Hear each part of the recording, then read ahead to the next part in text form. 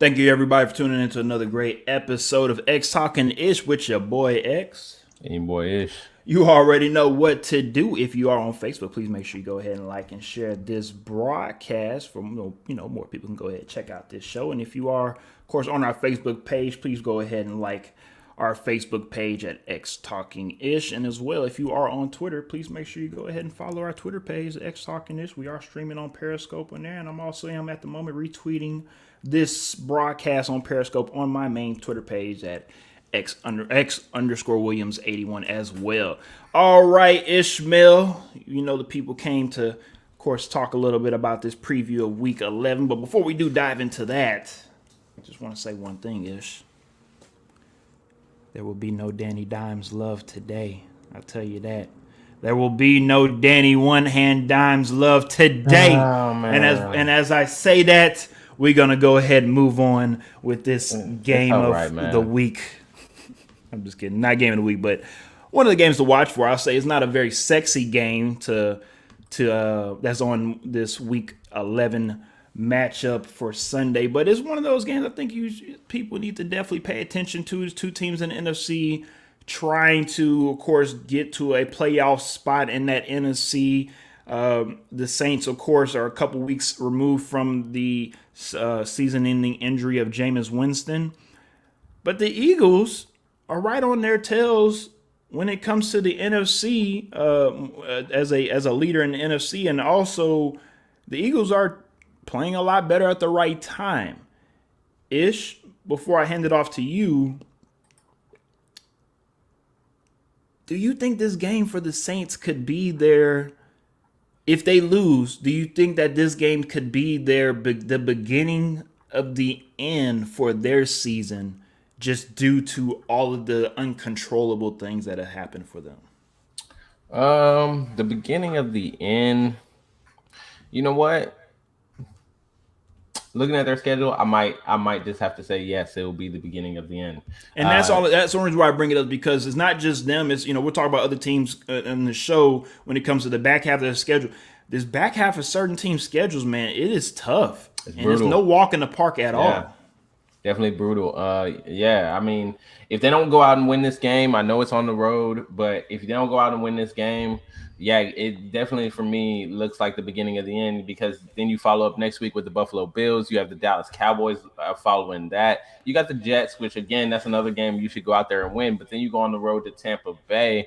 You got Miami, who we saw last week how they played against Baltimore. So they're not never know. They're not just throwing the towel in. You don't know what's going to come with Miami. So you got Miami, you got Carolina, who's in the playoff hunt in your division, and then you end with Atlanta, which again you hope is a win. So if you win the games you're supposed to win, I mean, including this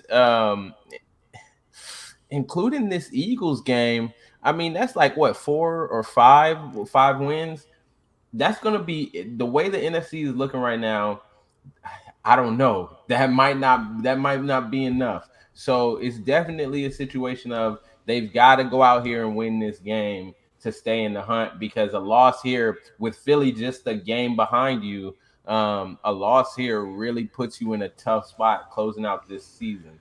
Let's also remind everybody as well, too, they're playing on that short week. You got, of course, game tonight or this afternoon, and then, of course, you play Thursday night for Thanksgiving as well against the Bills, and that's again. And then you play the following week again against the Cowboys as well. So it could get real ugly for the Saints real quick if things don't go. I think this game, even though I'm not picking them to win this game, I feel like if they want to keep their season afloat, they have to beat the Eagles, because the Bills and the Cowboys, the next 2 games after that, you have to split. Like you have to. There's no way you can go 0-3 over these next 3 games and then play. And then you got the Jets, the Buccaneers, the Dolphins, the Panthers, and the Falcons. Then you have your last 3 out of 4 games are divisional games. So I mean, I want everybody that love their team and love football to keep their hopes high as always, unless you're a Lions fan or a Texan fan. But for the most part, I seriously, this is a game where the Saints are going to figure out who they are. on both sides of the ball. The defense, we know the defense comes to play. I'm not worried about the defense. But the defense today might have to, unfortunately, step up even more for the Saints because their offense is just not where it was even with James. I know you mess around and talk about Jameis is this, Jameis is that, but at least Jameis can give you 24 points in a game. You can make that face. And then, of course, this game, they don't have Alvin Kamara again for a second straight game. So it's just a lot of unfortunate things for the Saints going into this game. That's why, for me, I have to pick the Eagles. They're trending upwards, even though I don't care too much for their head coach. I just feel like the Eagles' defense is playing a lot better. I said what I said. Hold on. I'm listening. What? Not to cut you off or anything. I'm listening. We picked the Eagles 2 weeks in a row. See, I knew you. No. I was waiting for. I was waiting for you to figure. No, something's wrong. Something is definitely wrong. There's no way you picked the Eagles 2 weeks in a row. See, that's what happens. That's what happens when you listen with an emotion and not listen with logic. See, you're a person. No, let me finish. You're a person that assumed because I didn't pick the Eagles on multiple occasions that I'm just an Eagles hater. I don't like the Eagles. The reason why I picked the Eagles is because they fucking suck. I mean, it's just plain facts. The same reason why I picked the Texans win no damn game. Same reason why I picked the Lions to win the game. It's because they suck. The same reason why I picked it. I'll give you a pick already that we haven't even discussed yet. The same reason I'm picking the damn Jacksonville Jaguars to win the game this week because they suck ass. Okay, you can jump off on a limb. X Williams would not do that. Undefeated in London. Yeah, we can keep that London stuff up all you want to, but we're gonna go ahead and move on to the next game because two teams that probably need to be in London as well. Maybe the Jets more than the Dolphins at this moment, but. This is one of those games where I just think everybody in New York wants to go probably do something else besides watch this game because the Jets are just not good. They are starting Joe Flacco. Both of their quarterbacks, Zach Wilson, of course, is still out, and of course, Mike effing White is out for this week as well. Should have been the number one pick. Should have been number one pick from his words. So at the moment, Super Bowl champion Joe Flacco, you always got to have that in there because he did win a Super Bowl. Joe Flacco will be starting against the Miami Dolphins. Long time ago, but hey, it's Defensive Player of the Year, J.J. Watt. Long time ago, but hey, it is what it is, right? So with the Dolphins coming into New York, hey, this is another game for the Dolphins to get some confidence back in them. I don't see them making the playoffs at all. I'm not stating that at all. That's not going to happen. But not even close. They need to finish off this season on a high note. They need to figure out not just for the players have to play hard for Brian Flores if they want Brian Flores to make sure that he has a job next season. Because at the moment, just my opinion, Brian Flores looks like he's going to get fired. My opinion. It might not happen, and I hope it doesn't for that young team, but the Dolphins have been so up and down this season. You had a great win, of course, on Thursday night against the Ravens. But this is a game, if you are the Dolphins, you got to take care of business. If you do not take care of business, it's a reason why people are looking at y'all the way that they are looking at y'all because we just can't trust y'all. The Dolphins are a team that we just cannot trust. We want to give y'all that nod like, yeah, the Dolphins are turning that corner, but you have not turned that corner all season long. Yeah, I mean, I think that was well said. For me, this was one of the games that I went back and forth on for a while because the thing is, like you said, a Super Bowl champion Joe Flacco. So there's some respect to be given to Joe Flacco and the things that he's able to do with that New York Jets offense. The problem is I just don't think they're ready yet. They have too many holes, too many question marks. And Miami actually is still a decent team. Now, they've been playing like a terrible team, but as we saw against Baltimore, they've got all the makings there to be, close to what they were last year. There's still players there that can make those plays. There's still the same coaching staff there that was there last year. I don't know what caused them to have this regression. Maybe the league just had tape on them and found them out. I don't know. But for me, after seeing what they did to Baltimore, I had to step back and think to myself, maybe we were right about this team going into the season, and they just couldn't live up to the expectations Oh, I agree. because there I is agree. there is a difference of being the hunter and the hunted, right? And I do think when they started out the season, they were being hunted. Teams wanted to play them. Teams wanted to show them, hey, if you're going to be a contender, we want to see it. And I just don't think they could live up to those expectations. However, I think now they realize what's at stake. If Brian Flores leaves, that's a whole nother rebuild. And to be honest with that roster that they have, a lot of those players will not be there Will if not Brian be there. Flores is not Yep. there. Will not be there. Yep. I agree. So at this point, not only are you playing for you're playing for Brian Flores, but you're also playing for your job. Your own, You're yeah. Your own, playing yeah. you're playing to be on a roster. So I think they're gonna come out, they're gonna win this game because a lot of those players realize at this point, I'm either playing to keep this head coach here, that maybe we see something in him, or I'm playing for my job. Because if you continue to lose, he's definitely gone, and then most of y'all are definitely out of there. So I just think there's too much on the line for them. Like you said, there's no way they're making the playoffs, but I do think there's a potential for them to, sneak in a couple of games here against teams that we don't expect them to win against. Although the Jets, I definitely expect them to win. And make some noise on the second half of the season, which will help Brian Flores keep his job and go into the next year. And then maybe they rebound. We don't know. Well, like you said with me, Ish, I'm gonna have to say the same thing. That was very well said, sir. And before we move on to the next topic, I just want to say with the Dolphins, I could be wrong, but this is just my opinion on the outside looking in. I just feel like has been so many distractions this season for them. Xavier Howard on the trading block all season long. Like I never understood that at all. But whatever. Cutting Van Noy before the season started. That was a contract thing. From what I was told from inside sources, that was more of a defensive scheme fit. They changed schemes on defensive side. Van Noy didn't fit it. That's why he's back in New England. The Tua situation. There's been just so many different distractions for Miami that I just don't know what they're going to do in the offseason. I don't know if they're going to keep Brian Flores to say, hey, this is a mulligan year. We understand a lot of things are going on, but we trust in you. We're gonna give you our trust and you keep on building and you do what we gotta do. Or I don't know if in the management they're saying to themselves, like, we gotta blow this up.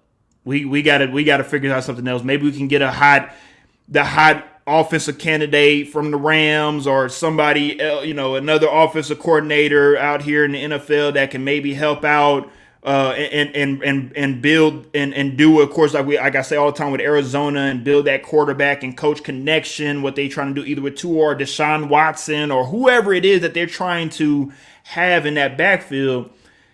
That's what Miami is going to have to figure out in the offseason and make it happen very quickly. Because if you are trying to move on from the quarterback, you need Deshaun Watson in there by February, March, April. You do not need him coming in there July, August, and you want him to establish this culture that is just not going to happen within a month and a half before the season starts.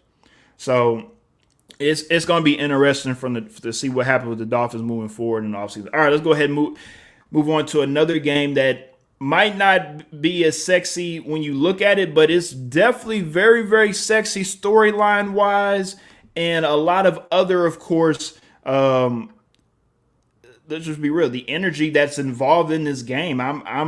I'm very impressed by what I see with the hype, honestly, of this game. I'm serious. I was not expecting for Carolina to be in a frenzy and an uproar of how much they miss their boy Cam and love Cam. But like I was listening to ESPN Live before I came on the show, Hassan Reddick said Charlotte loves Cam Newton, and this is his city. So I can't wait to see what happens with this game. Before we get into this game, let's get to the comments section. Travis Crow says, morning, fellas. We appreciate you for tuning in. And, of course, Lee, as always, we appreciate you for tuning in as well. It says, Bill O'Brien and Watson made it happen. Hey. Stop that nonsense. No, we don't need a Texans 2.0 over in Miami.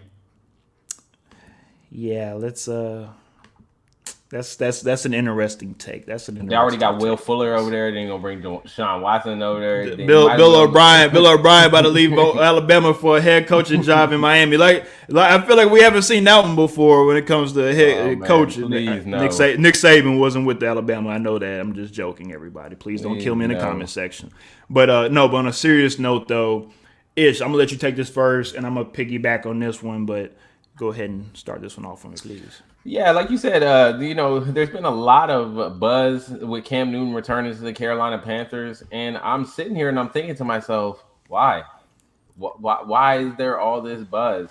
I mean, I wasn't too impressed last week. I mean, yeah, he came in, he had a little impact in goal line packages, but I have yet to see anything to make me think that we're gonna get Cam Newton of old, the MVP Cam Newton. I mean, everything we saw last year in New England told us that he might be over the hill. Then you talk about the fact that you come into the season and they cut him because obviously they were going to go with Mac Jones, which we see how that looks like they were correct on that one, but we'll talk about that later.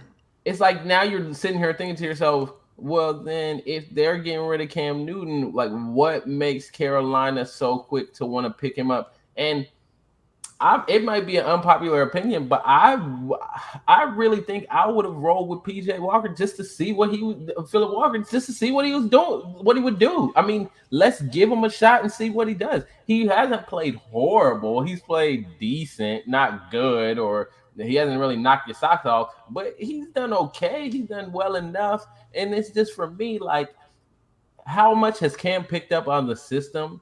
Are we going to see the entire playbook? Are we seeing a quarter of the playbook? Like, how much is he actually able to pick up and run with? And then on top of that, like, you're in the playoff hunt right now. To go to Cam Newton, if he comes out here, because we know Ron Rivera's return to Carolina, there's a lot going on in this game besides just Cam Newton's return. He goes out here and he stinks up the joint. Then what are you doing now at this point, right? Like, I picked the Carolina Panthers to win this game, but that's only because I don't think that Washington defensively, without Chase Young, is going to do enough to stop Carolina. Carolina has too many weapons to really be stopped, whether or not Cam Newton is the guy back there, which is why I think I would have just went with Walker for a while and to give Cam a little bit more time.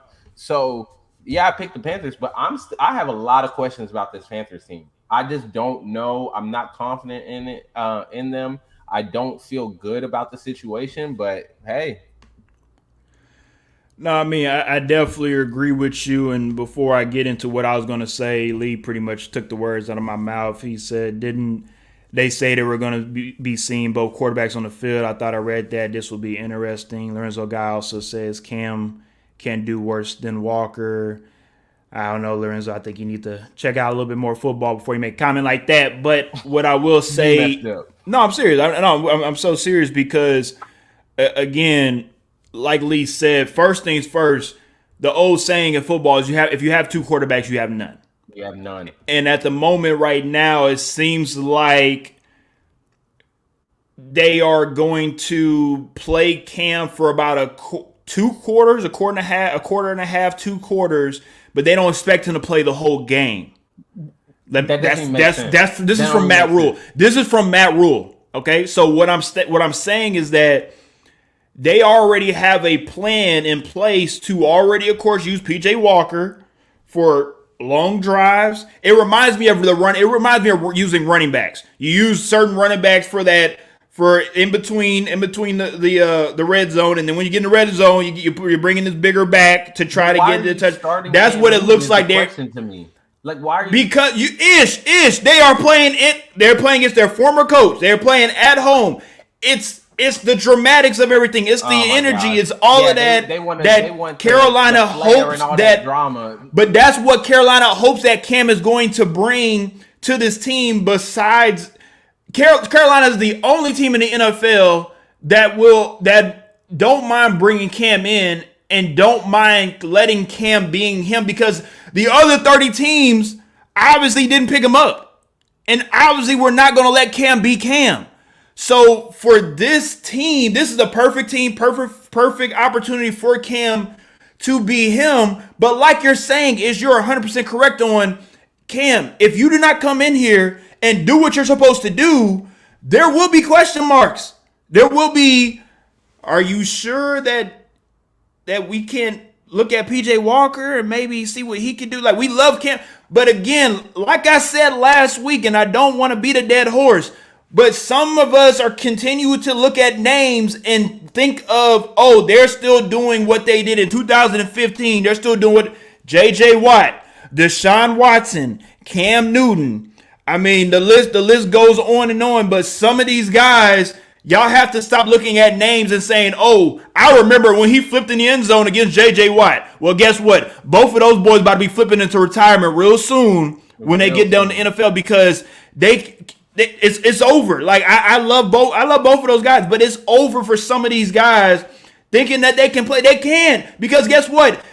The game moves on. The game gets better. The game gets younger. Can I just piggyback on that? Of course you can. Of course. To me, I think it's an ego thing, right? Like, that too. All these coaches think like, oh, I'm gonna be the guy to resurrect his career. I'm gonna be the guy to really bring back his full potential and stuff. And it's like, nah, bro. At some point, you have to realize, like, the game might have just passed you by. And I'm not necessarily saying that the game has passed Cam by. I think Cam can still do a lot of things. It did with me. I think Cam can do a lot of things that can still affect the game and still help a team win games, right? But his ego will not allow that, though. And my thing is, I don't have a problem with him playing a package like they did in Arizona, right? But I don't think he's the guy to be the starter. He's not the guy for me to drive the team down the field. To me, I'm bringing him in situations and having him affect the game, here and there, third and short, maybe in the red zone, like you said, bring him in as a red zone guy because of the threat of him running and his strength and everything. But, like, to me, the plan doesn't even make sense, because you're saying you're going to start him and then you're going to play him maybe 2 quarters. But what if you're in a certain situation in the game and it's a close game and it's really tight and, like, you haven't been performing, or maybe he is performing well, like, how do you adjust to that? How does the team adjust to that? How do the rest of the players adjust to that? Because another thing that you got to consider, quarterbacks, even if they both are right-handed, right? Quarterbacks have a difference in velocity, projection, velocity, all that stuff. Yeah, the timing and stuff. Yeah. So then it's like, now you're even risking your receivers getting off on their routes and timing and stuff. So to me, it just doesn't make sense. Like, I'm questioning this situation of, why are we doing this when, like we said before the show even started, if the playoffs started today, you would be in the playoffs. Why now are you doing, like, I don't understand this. Of all the teams to bring Cam back, you say this the right situation, but for me, I don't feel like it's the right situation. I feel like for Carolina, you'd been there, you done that, you got rid of the man, and now, as a matter of fact, let's talk about this regime was the regime that got rid of him. This is very true. This regime was the one that came in and said, this isn't our guy, and moved on to Teddy Bridgewater. And now you're going back. And also moved on to Sam Darnold, too. And Sam Darnold. So it's like, I don't think this was the right spot. I don't think you should have brought him in. If anything, I think he would have been better suited in New Orleans, going there, because we see what Trevor Siemian has been able to do over there. And it's not really working out how they expected it to. But it is what it is. I'm not happy about the situation, though, and I'm picking them, and I'm still not happy. I'm gonna piggyback off something of what you said in a second. Let me get to the comment section, because I think some of these comments are very interesting. Lee says, when it comes to a situation like this, do you talk to your second and third star weapons and see what they would prefer and easily go with that option? I'm assuming he's talking about guys like CMC and also Robbie Anderson when it comes to what. No disrespect, Lee, but like what Ish said about the regime, that it was Greg Olsen. It was Greg Olsen and Kelvin Benjamin, fat ass, and maybe CMC for 1 year. But Cam is, it's like if Brady went back to New England. Like nobody give a damn about what Julian Edelman has to say and that stuff. No, it's Cam Newton's team. Same with it's Tom Brady's team. Same way we're here in Carolina. It's Cam Newton's team. They don't give a damn about catch the damn ball. That's what they're gonna tell you to do. Catch the goddamn ball. Shut up and catch the ball. Pretty much. So I understand where you come from, Lee, but no, this is not that situation. Lorenzo also says, what I see is they are phasing Cam in, giving him game reps. They seem to have made the decision to make Cam the quarterback. Cam just doesn't know the playbook. Carolina has a QB. They are going with Cam, but the transition is the problem. He also says if they felt Walker was their QB, they would not phase in a QB. You don't see the backup getting reps on any solidified quarterback. They are not 100% behind Walker. I can 100% agree on that one, Lorenzo. Not mad at you at all. Yeah, yep. Not mad at you at all for that comment. You're 100% correct on that one. Even though they came out and said they trust him, they don't trust him. Yes, and that's the thing is, after the season over, just like we just talked about with the Dolphins, the Panthers got to make decisions too. Like, what are you going to do? You're still paying Teddy Bridgewater, who's not on the team. You're paying Sam Darnold. You're paying Cam Newton, who supposedly maybe still come back next season and supposed to be the starter, which again makes no sense. Like, what's going on in Carolina? Because again, let's remember, everybody, this is week 11.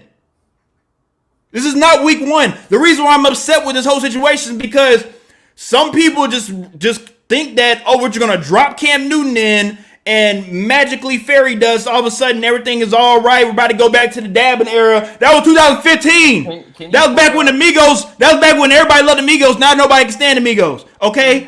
Can you pull up Fracture Walnuts? Yes, I'm about to. That's my boy Julius. I'm about to bring that up right quick. He says, I love the pickup because of the morale of the team seems to be up and everyone loves the move. Hashtag SuperCam. We talked about that. I don't know if you was listening in Fracture Walnut when we was talking about that. Everybody and their mama, Ray Charles, Stevie Wonder, Helen Keller, everybody can see that their morale is up. We see that. We know that. But this isn't high school football. Okay, so this is not high school football. This is not even college football. That morale shit will be over with within a game and a half. Real quick. It's about execution and taking care of your goddamn job. That's what win games in the NFL. I'm sorry. I'm calm down. I'm going to calm down. I'm sorry. So that is exactly what I wanted to say about that. Like, yes, I understand the morale is up. I got all the videos that everybody was like, has the guys on the sideline huddle. I'm back. You know, I don't give a damn. I get all that. That's cool. Go out there and lose this game to Washington football team. We'll see where that morale is. That's all I'm saying. Shit gonna be looking real different. It's not. That's only gonna last for a short period of time. The last time Cam Newton was with the Carolina Panthers and played close to a complete season, he went 6-8. Then the last time he was actually on the team starting games, he went 0-2.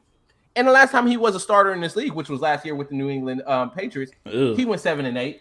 So this is not a guy when you're in a playoff hunt where you're saying like, oh yeah, he's gonna come in because he's gonna come in here, just gonna change everything, huh? He's gonna change things for you. Because to me, if he plays even close to what he played last year in New England, you're still a maybe to get into the playoffs. Probably not even getting to the playoffs based on the schedule that they have remaining. So I mean, the morale thing for me is not the situation. Also, it's a step backwards in the locker room because you're bringing in a guy that was the leader at one time. And so when he comes in, all the guys that have been stepping up when he left to be those leaders have to take a step back. Guess what? They got to take a step back because Cam Newton is back. So you'll ruin that progression you had in the locker room where you had some other guys that were supposed to step up and be the guy. They no longer can be that guy. That's the problem for me. That's where the situation is. Clearly, there is no planning here in Carolina. There is no understanding of building here. They're just doing things by the seat of their pants, and they're hoping that's going to work out. It's clearly not going to work out. And like you said, X, before we move on from this topic, I'm interested to see what they do in the offseason. Because you're still paying Teddy Bridgewater. You're still paying Sam Darnold. And if you bring Cam Newton back, well, my goodness. Like, that situation for me is horrible. Dude, and another reason why I said earlier, I don't like this situation. I don't think this was the right spot for him. Because now, even if he gets you to the playoffs and you lose in the first round, I mean, you're almost obligated to bring him back at that point, right? Yeah. And now what are you doing with Sam Darnold? Now you're stuck. You're not stuck between a rock and a hard place. You're stuck between a rock, a hard place, and your fat ass baby mama. Those are like three badass places you probably do not want to be stuck between, right? So I just don't understand. And Lee also says with the comment, my neighbor's trying to sleep on Sunday morning. First of all, it's 10:30. Wake your ass up and tune in to XTalknIsh so you can be able to be entertained on a 10:30. Make some goddamn breakfast. Get your ass up on a Sunday morning. They don't nobody need to be asleep. And Greg also says on YouTube, I disagree with the leadership comment. Ish said doesn't make sense. Before we move on to the comment, would you like to explain what you're saying? Also, there's a guy says on a different note, esports ending Monday. I'll be making a package for you. We appreciate that, Lorenzo. I'm here. I'm here whenever you need me. So to answer Greg's thing real quick, to me, he's saying like it doesn't make sense, but it makes perfect sense for anybody that's been in the locker room, that's been in there with with leaders, especially. And I'll say this.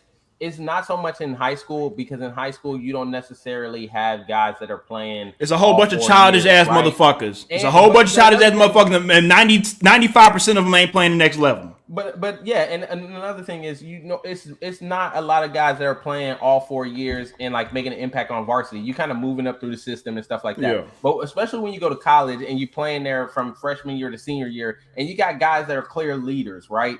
That are leaders in that locker room. And then, a guy leaves and it's the next guy stepping up to fill that hole. For me, the problem that you're going to have in Carolina, right? He left. He was the leader. He was the guy. When he left, there were people who stepped into that role and became the leaders in that locker room. As we saw in the Arizona game, Cam has come back and he's taking that role right back. If you looked at what was going on in that huddle, I don't know if many people picked it up. Cam Newton's talking Philip Walker comes walking in, who's now was supposed to be the guy, right? He was supposed to be the guy that was starting that game. Comes walking in. He tries to chime in a little bit on the side or whatever, and Cam breaks the huddle, and then Cam walks off with Philip Walker, starts talking to him. But it's like, clearly the leadership is with Cam Newton. So these other guys that were the leaders, where are they? They're going to fall back behind You got to get in where you fit in. That's what it looked like to me. That's the problem you're going to have in that locker room. And so Cam, I guess that's why they got Cam starting because, he's the morale leader in there. All right, let's go ahead and move on. We got a lot more games to talk about. Let's go ahead and move on. Colts versus Bills. This is another interesting matchup to me, Ish. I don't know about you, but both these teams are vying for a playoff spot. The Bills, over the last 5 games, have been slipping compared to the way that they started, and the Colts are trending very, very upwards. Colts have won the last 4 of their 5. The Bills, have actually won the last 3 of their 5, but with losses coming from the Jacksonville Jaguars and also the Tennessee Titans. Ish, what are you looking most forward to in this game? The thing I'm looking most forward to is the Indianapolis offense versus that Bills defense. The Bills defense has been playing really well. The Bills defense is, I think, the part of that team that if they are going to challenge to get back to the AFC Championship game, potentially go to the Super Bowl and win the Super Bowl, it starts with that defense. Yeah. That's really what's going to take them there. I think Josh Allen has proven that he can step in and do things here and there, but I think that defense is the biggest question mark of, are they going to be able to continue the form that they've had this season where they have played really well? The offense has been the one that struggled in certain games, but that defense has really played pretty solid the whole time. So I want to see how they play against Indy, because Indy actually has been playing really well. Sam Bradford 2.0 has surprised me. He's actually leading that offense the right way. They've got a good running game, a really good running game. So I think that this is going to be a really interesting game to watch. It could even potentially be a playoff matchup. I think that the Colts are rounding into form like they always do at the end of the season. And we could see them make a really big push here at the end. And even if the Titans do stumble, the Colts could challenge for the AFC South. It's not quite. Anyways, it's not quite solidified yet. I mean, I know you Titan fans are over here dreaming of the Super Bowl. First of all, we have a 3-game lead with literally the easiest schedule to finish out the rest of the season. But continue, sir. Y'all gotta get past. Continue, sir. Y'all gotta get past the Texans today. Man, it's gonna be such a hard task to do. Woo! Them Houston Texans there, man. Boy. All right. Bulls on parade.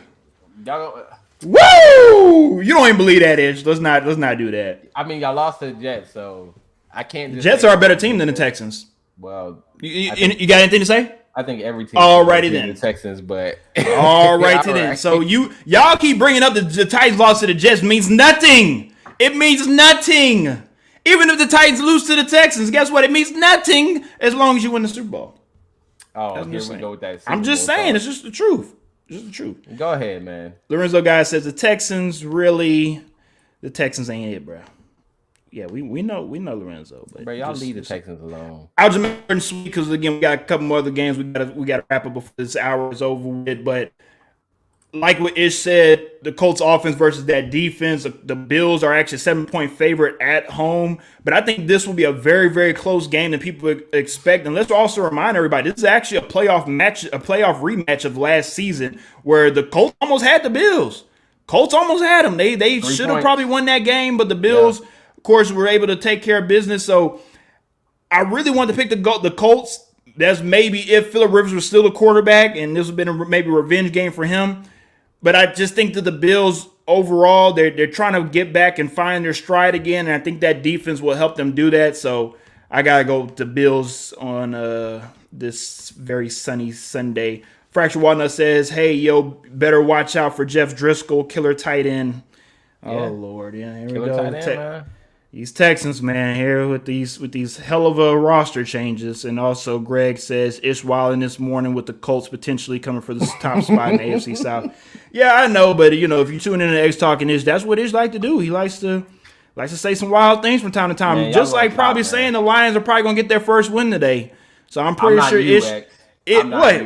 What? I say logical things. I say wild, logical things. Who'd you pick the Lions to beat the Eagles? I picked the Lions. Yeah, I picked the Lions to beat the Eagles. That was a legit thing. The Lions, the Eagles weren't even playing good at that time, and the Lions should have won it. They probably should have won last week, but guess what? The Lions and the Steelers want to play who don't want to win this goddamn game. So that's what happened last week. And this week, the Lions don't even have Jared Goff. The Lions have to start their backup quarterback, who is a no-name at this moment. And the Browns are getting back Nick Chubb. They honestly could probably play without Baker Mayfield. They probably could play with me and probably win this game. And the Lions, at this moment, could be the first team to go 0-16-1. Could be. We don't know just yet. Season still got to play out. But I think the Lions will get a win. It just won't be today. Yeah, definitely not today. I mean, there's not much to say. They don't have a chance in this game. Well, I say that, and then watch the Browns gonna go out there and not want to win the game against them either. Since the Steelers did it, I think the Browns gonna decide maybe they want to do it too. Who knows? But Browns should win this game easily. Shout out to my boy Fracture Walnut. He says loins are going to loins. I don't know if you're talking about pork. You talking about pork loins? You talking about turkey loins? You talking about chicken? Oh fuck! I had to get you on that one, but. Yeah, I just thought that was hilarious. Sometimes the little, the mistype is all good. I ain't gonna get on you like that. I ain't gonna get on you like the Titans are gonna get on this shitty ass of a team. Hey man, don't sleep on the Texans, man. Let's just be real. If the Titans don't win this game by at least 2 touchdowns, it's the Titans. I blame the Titans. You're at home. Take care of business. We're not even gonna spend too much time on this game because it's not necessary.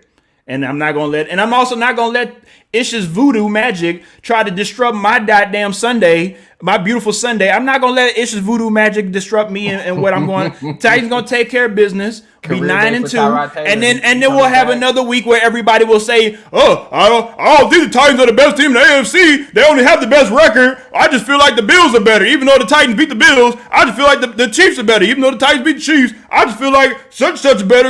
All right, that's perfectly fine. Keep feeling like every other team in the AFC is better than Titans. I don't give a damn because at the end of the day, it's only thing that matters is playoff time, baby. So when the playoffs come, the playoffs get here, and the Titans slap you out in the motherfucking mouth I know that they will.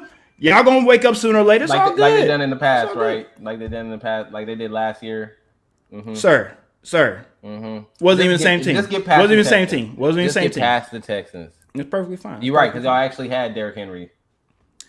Fracture Walnut says 2 touchdowns, at least 3 points. Bulls on parade.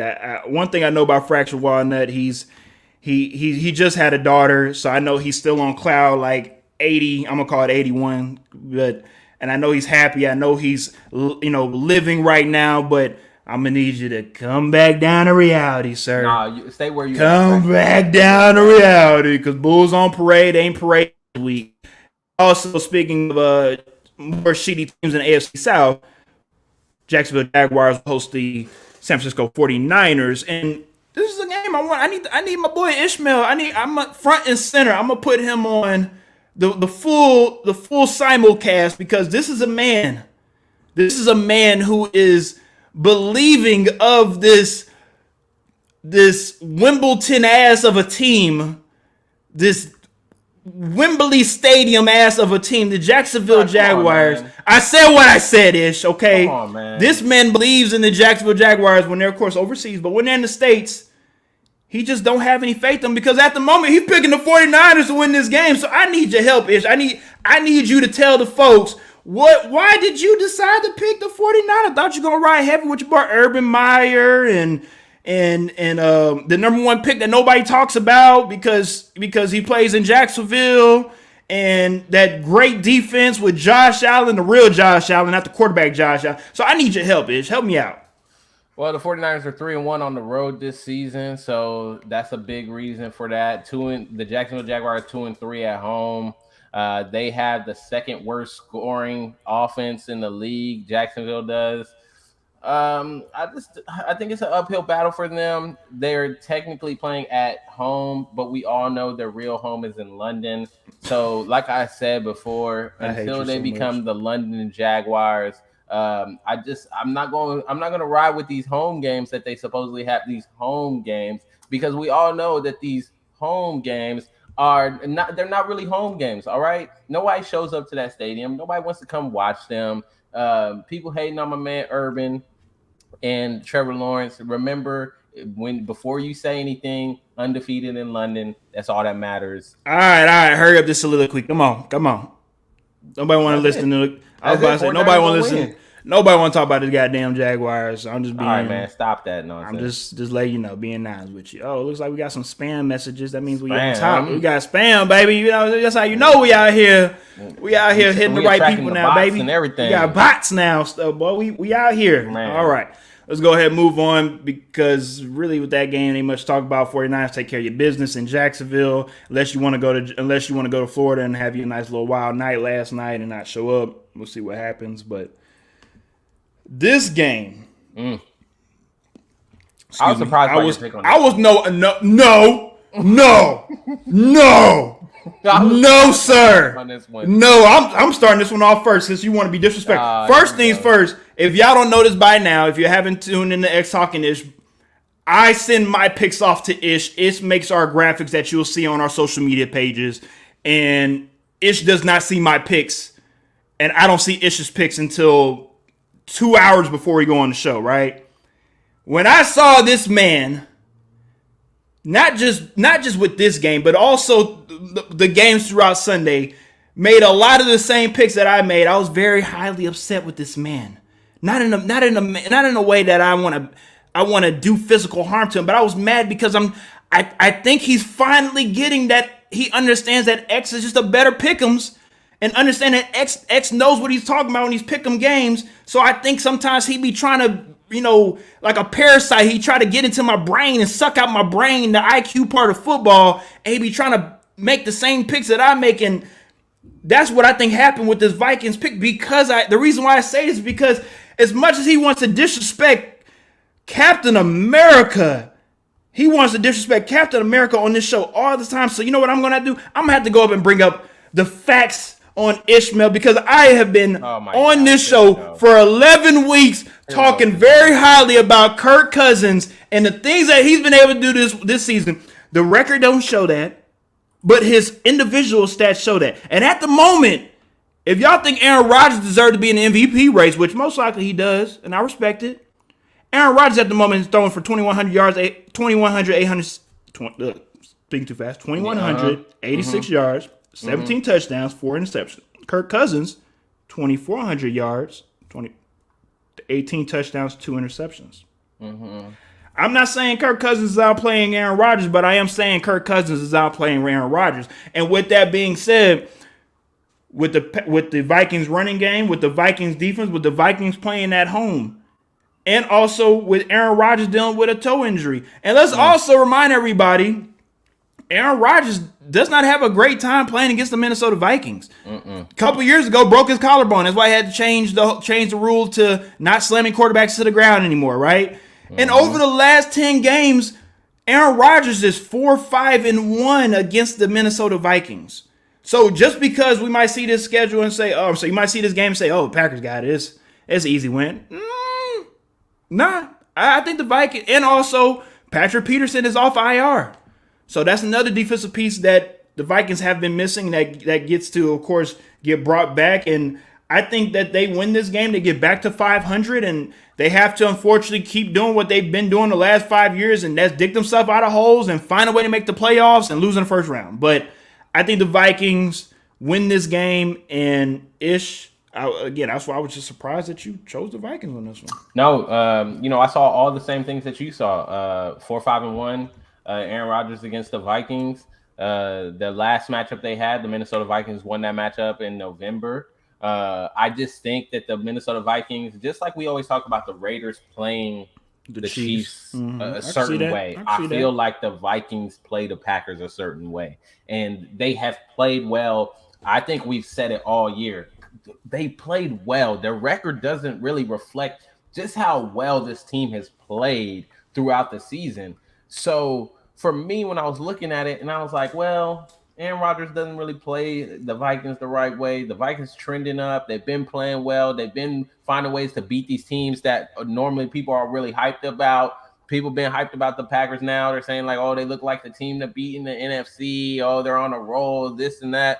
If you remember, people were saying the same thing about Cincinnati when Cincinnati rolled into Minnesota, and Minnesota only went out there and they let everybody know real quick, like, yeah, you might want to pump the brakes on that one. So I am expecting a similar performance. I think they like these games where teams are coming in and they're on a roll, people starting to talk about them, and Minnesota likes to be the team that just kind of says, hey, that's spoiler. Pump the brakes, guys. Just wait, let's see what happens. So all those reasons, I really had to go with Minnesota in this. I don't think that I could see the Packers winning this game, but I really don't think it's going to happen. I just don't think that it's going to happen. I think Minnesota really is coming out playing this game hard. And I think one of the biggest reasons why they feel like they're going to have to come out and play this game hard, we talked about that playoff race in the NFC. If you want to keep pace in the NFC right now, this is a game you really got to win. You really need to win this game to keep pace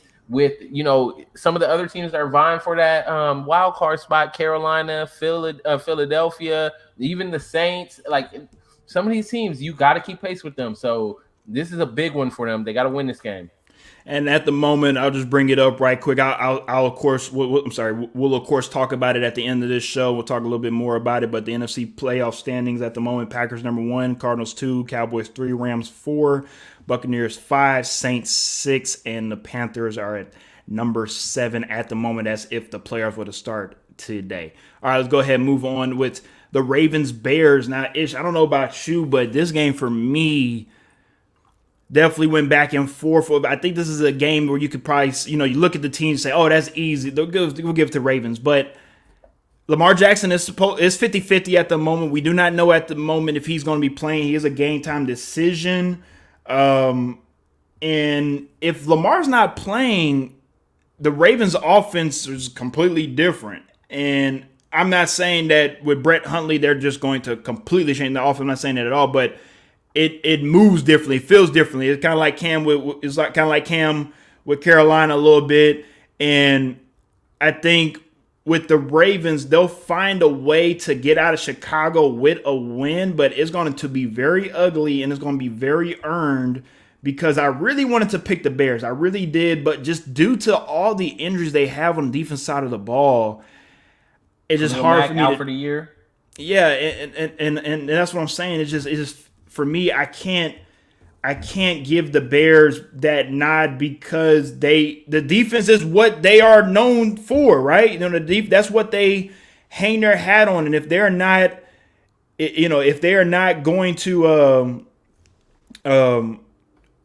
have their defense lead them and their offense follow them, it's hard for the Bears to win games. And that's just how the Bears have been since the beginning of time. Their offense has never, let's be real, we never had a Bears offense where you just look at the Bears and say, damn, that's enough, unless it's the running game. The wide receivers have been minute for some reason in Chicago, and they are usually, of course, known for having great hell of a running back, from Walter Payton to Gale Sayers to even Matt Forte.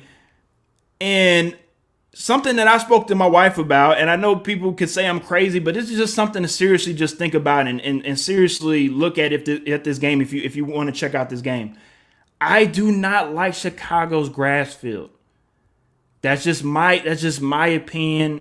I think the way that they keep up their field is not the same as you have other grass fields out here with Arizona or even here in Houston, or it tears up really easily. It's horrible to watch and to play because I feel like somebody's going to get hurt. And I just don't want that to happen to Justin Fields, Lamar Jackson, like whoever it was. I just don't want to see somebody's season or career get altered because of y'all want to keep this old school feel of how football is supposed to. Some of y'all that live in the 1930s still need to understand and realize that the game is faster, the game is different, and the game has to change to be able for it to be played a certain way. When we played in high school, we had two different stadiums that we played at. One was AstroTurf, and the other one was grassy turf. You have to play on both of those fields a lot differently, and it also goes the same as when you play on grass. We practice on grass and then go play on grassy turf or go play on AstroTurf. It's just unfortunate because you're not letting these athletes play at it's not even a level playing field. It's just play at a consistent playing field and knowing that what they're going to put their body through. Because when you play in Chicago and then you go and play, let's just say Atlanta. Let's play Atlanta. Atlanta's field is amazing. Like Atlanta's field is, it's beautiful. And I just feel like for a company that makes billions on billions of dollars, for them not to take care of a $50,000 issue, that's a problem with me. Let me get to the comment section right quick because I had some guys chime in about Lamar Jackson. They said that he's out. It must have been a report that happened when we were on the show. So I appreciate y'all for tuning in and chiming in on that one. Looks like, again, Fox Rwanda says LJ is going to be out. It's going to be a Justin Tucker type of day. Chad also said Bleacher Report reported that a few minutes ago. I thank you. I appreciate that, Chad. And also, them damn black beads, bro. Oh, yes, Lorenzo. Oh, yes, my bad. I was confused at first. Like, wait, the black beads? I thought you were talking about beads in the hair. No, them black little rubber pellets that get in your cleats. That's what Lorenzo's talking about on grassy turf. It's not fun to deal with at all. Ish, you have anything to say about this game before we move on? I actually am really high on Tyler Huntley. I think he's going to do really well. He has been performing well. And honestly, until Matt Nagy is gone, if Matt Nagy was out sick, then I would have picked the Bears. But because Matt Nagy's there, I'm not picking the Bears. Here you go. Plain and simple. Matt Nagy needs to go. Okay, Justin Fields will not be able to meet his potential as long as Matt Nagy is there. Matt Nagy needs to go. Just for that, the Bears. The Bears are going to upset the Ravens. Everybody, watch. You heard it here on XTalknIsh. Ish over here talking his ish, and now Matt Nagy about to pull out a hell of a game plan for your ass just for Ish. All right, we gonna see.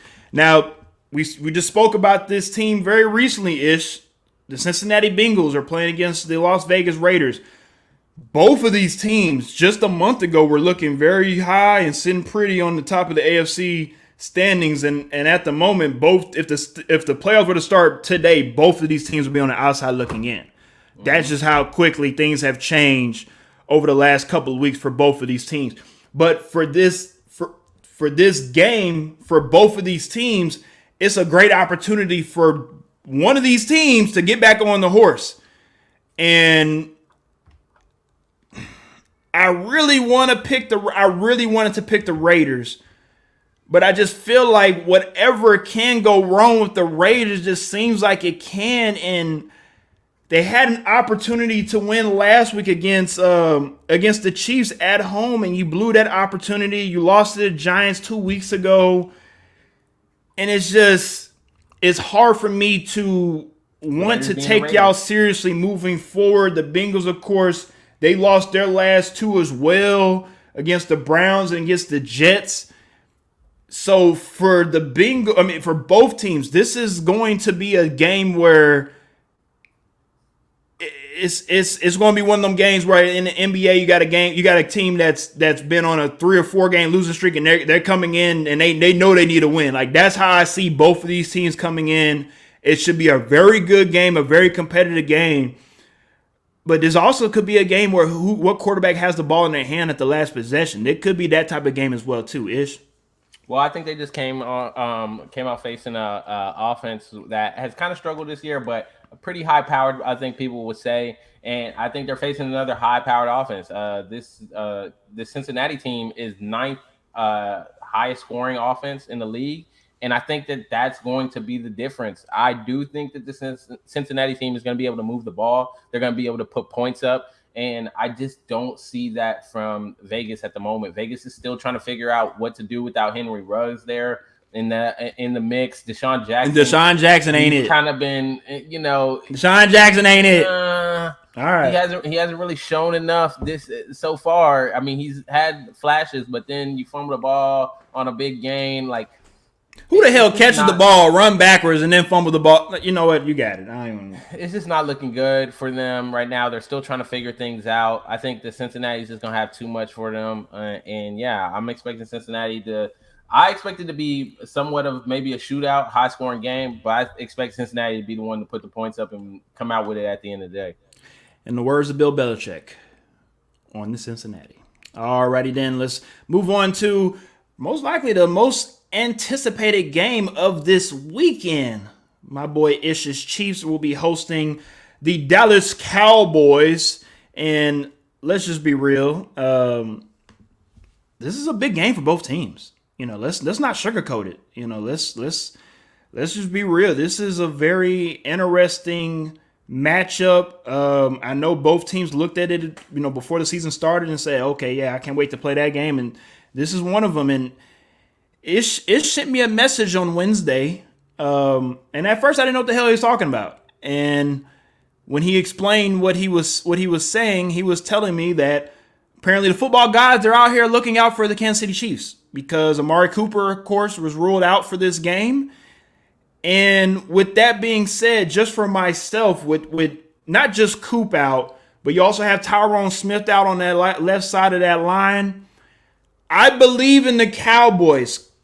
And also this guy next to me believes in them well because he feels like they can go to the Super Bowl. Cowboys to the Super Bowl. But I feel like with this game, the Chiefs needed more. The Chiefs have to get this win compared to the Cowboys. The Cowboys can lose this game and be fine. They're going to win the division. They're going to have a 2 or 3 seed in the NFC. The Cowboys are going to be fine. But the Chiefs, they have to win this game if they want to stay afloat and continue to keep on with their second half playoff push. Ish. Aaron Rodgers out when the Chiefs played them. Amari Cooper out. I mean, I'm telling you, it's that rigged shit. It's that rigged shit. I'm telling you, this is. Hey, he playing favorites. He playing favorites, and it feels amazing to be supported, to be back. No, this is I'm sorry to cut you off. This is the comment right here. Thank you, Lee. This is the one right here. This is the one that needs to be shown. 3-game win streak, 3 games without Jackson Mahomes not in attendance. And if you don't know who Jackson Mahomes is, that is Patrick Mahomes' younger brother who likes to go out and disrespect Sean Taylor's memorial and also other things like that out here in the NFL world and thinks he's all cute because he want to make TikToks. But all I know is exactly as I said it. They're taking it one game at a time, one play at a time. They're just doing what they need to do to win these games. I expect more of the same. I expect them to come out against the Cowboys, who are a little hurt at the moment, and I expect them to just do what they need to do to win the game. Just do enough to win the game. And that's not to say anything against Dallas. That's not to say that I don't like this Dallas team. It's not even to say I don't think that Dallas could win this game, because I do think even without Amari Cooper, I think Dallas could win this game. But I think the Chiefs are starting to figure it out. They're on a roll. They're trying to put some things together. And I just think that for them right now, like you said, it's a very important game for them. they're going to come out and play it like it's an important game for them. And I just expect them to come out on top in this game. But I'm still backing the Cowboys to the Super Bowl. I'm backing the Cowboys to the Super Bowl. Like I've said that for a while now since they've been out here playing. I still have all the faith in the world in this team. I just want them to get healthy. I'm hoping that they rest these guys, don't rush them back, because you're going to make the playoffs. You're going to win the NFC East. And then, hey, just go ahead and ride it to the Super Bowl. Don't worry, everybody. When the Cowboys don't make it to the Super Bowl, we will make sure that we have Ish's face on an egg, because he will be looking very lost and confused when it doesn't happen. But to finish off with this, I just want to say as well with the Chiefs. The Chiefs are going to have to pick their poison. They're either going to have to stop their run game or stop the passing game. With Cooper out, I think it allows them to focus on the running game. You stop the running game and you make guys like Gallup and the other guys, because you already know CD going to get his. CD going to get his targets. But you have to, if you're the Chiefs, you want the other guys on that Cowboys team to beat you. And I just feel like if you are the Chiefs, I'm assuming that the defense will come in with a great game plan to try to at least contain. If you could hold the Cowboys rushing, I'm talking about both guys, Zeke and also Pollard, under 100 yards, I think the Chiefs can win this game. All right, let's get to the comments section right quick before we move on to the last two games of today. Lorenzo also said Deshaun's fast, but he's also injury prone. He's on his last leg, in my opinion. I definitely understand that as well. And Chad also said, will we get video game Mahomes today? I don't think so. I think it's just going to be a solid game. All righty then. Let's go ahead and move on to another great matchup in the NFC West. I know it might not seem sexy, but let's just be real. Without Kyler Murray being there, Kyler Murray should be playing. I apologize. Kyler Murray should be playing for this upcoming week. DeAndre Hopkins, my apologies, would not be playing this game as well. So with that being said, I think that's the reason. I don't know why Ish picked the Seahawks. We're going to ask him very shortly. But for me, I picked the Seahawks. Besides them being at home, I think this is a pride thing for Russ and the Seahawks. I think for them, they know that they're not going to be in the playoffs, and that's okay. But they can do some wrecking of other teams and try to mess up their playoff chances. And I think this is a start for them. And with Russ also, I think this is as well him getting back into the groove of things, coming back from his finger surgery as well. Last week didn't go the way that he wanted to go, get shut out against Green Bay. But this week, they're definitely going to score some points. And I think with the Cardinals as well, too, we're going to have to take a serious look. If they lose to the Seahawks, we're going to have to take a look at them seriously going into the playoffs, because things look sweet in the first 10 weeks of the season. Now, we get into the real part of the schedule, and for the Cardinals, they need to have their playmakers healthy. They have to have their playmakers healthy going into the postseason. I'm not gonna allow you I'm not gonna allow you to continue that slander. Go, sir. Stop it. Go. I don't know what you're talking about slander. It's the truth. No. I'm not gonna allow you to do that to my boy Cliff like that. Even though I picked the Seahawks, I only picked the Seahawks because Kyler is out. Hold on. Let me cut you off. You talking about me being disrespectful? You picking the Cowboys in the same conference that go to the Super Bowl, but you out here talking about Cliff Kingsbury and the Cardinals, they're gonna do it. What they gonna do? Lose in the second round because they obviously ain't making they make the NFC Championship game. Potentially. And lose to the Cowboys. They gonna lose to the Cowboys? Probably. I'm just asking. Okay, I'm just asking. If they make it to the championship game, yeah, they lose to the Cowboys. Okay. If they face the Cowboys, making sure we all on the same page. Either way, they're gonna lose to the Cowboys, okay? Because they're gonna play them in the second round. They're gonna play them in the NFC Championship game. I don't care. It don't matter. It don't matter, huh? Cowboys. Okay. And you know what? Hey, Cliff, it's okay, bro. If you make it that far, that's fine. All right. I think they are a good squad. I think they're gonna make a good run, but because Kyler Murray is out for a third straight week, they're going to lose. Colt McCoy is just not doing it for me. I think Russell and this Seattle team have too much pride. They are a decent team. They still have weapons there. That defense, while up and down, against Colt McCoy, I'm going to take any defense, really. So, that's why I picked Seattle. It's not anything to do with Cliff and the Arizona Cardinals. I still think they're a really good team. They just need to get healthy. When they get healthy, like I said, it's the same thing for me with the Cowboys. Don't rush people back. Let them come back. I don't know that you can afford to just let people come back because you are playing in the NFC West. So it's kind of tough. And San Francisco starting to turn things around. And like we said earlier, they win today. It's looking a little bit in the NFC. They are not completely out of it just yet. So that's a whole nother problem that you got to deal with Arizona. So they need to worry about getting healthy. But yeah, Seattle should win this game only because without Kyler Murray, they just don't look like the same team. That system is built around Kyler Murray. Mm-hmm. He makes it go. Mm-hmm. And when he's not there, when DeAndre Hopkins is not there, just not.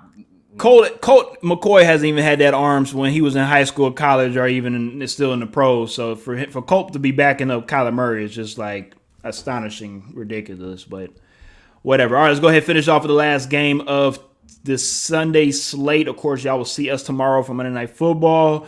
And surprise, everybody! Look at us. We got 2 different teams we're picking for this game. The whole Sunday have been every game this week. We've been picking pretty much the same teams, but this game. We, of course, have 2 different teams. And Ish, I'll let you go start this one off first, please. Yeah, for me, even with Ben coming back, I just don't have the complete faith in this Pittsburgh team just yet. I think that the Chargers are still a team. I'm going to still ride with the Chargers, even though they've been struggling, even though they've had their issues of late. I still believe in the Chargers. I still think the Chargers are a good team. I still think that they're a team that can make noise in the AFC. I think that these are just growing pains that they have to go through. I'm just hoping that they don't relapse into last season where they played a lot of games really close and they just couldn't win those games, right? Yeah. And that's the only PTSD I have about this team in this pick that I have right here, because with Big Ben coming back, the Steelers still were looking a little explosive on offense with Mason Rudolph and Najee Harris is starting to run. He's starting to make a little bit more noise in the run game. So I could see Pittsburgh winning this game, but after that performance last week, where they just chose not to win a game against the Detroit Lions, I'm sorry. That was, for me, the tipping point of where I said to myself, yes, I'm going to go with the Chargers. I'm going to have faith in them to turn things around, and I'm going to trust in them to get over this mental block that they have of where they're just not over that hump yet. Pittsburgh, to me, last week, I don't know. It's going to take me some time to get over last week and them just choosing not to win a game against the Detroit Lions. Well, I'm going to make it very short and sweet because I'm going to get over that tie of last week, mainly because of weather. And it's easy you can say, "Oh, both teams are playing," and I got, and that's why both teams ended in a tie. Okay, so what I'm saying with this game, let me finish. What I'm saying with this game is both teams will be in a not even dome. They call it a pavilion, whatever they want to call it. That apparently you still got to have delays when there's lightning down the street. But anyways, the Chargers are actually a 6-point favorite to win this game. I actually wanted to pick the Chargers after I saw the injury report from the Steelers. At the moment, they have Minkah Fitzpatrick out, T.J. Watt out, Joe Hayden's out for this game. So just on that defense side of the ball, yes, I was worried, and I really wanted to make the switch. For me, it's not even about Ben Roethlisberger coming back to play for the Steelers this Sunday. For me, it's if we're going to look at players and schemes and this and that, I also got to look at coaches.